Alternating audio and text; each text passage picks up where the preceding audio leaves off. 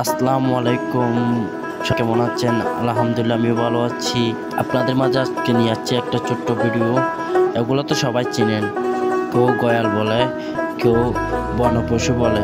আসলে ওগুলো বনপশু হয়তো, তাই বনপশু বলে।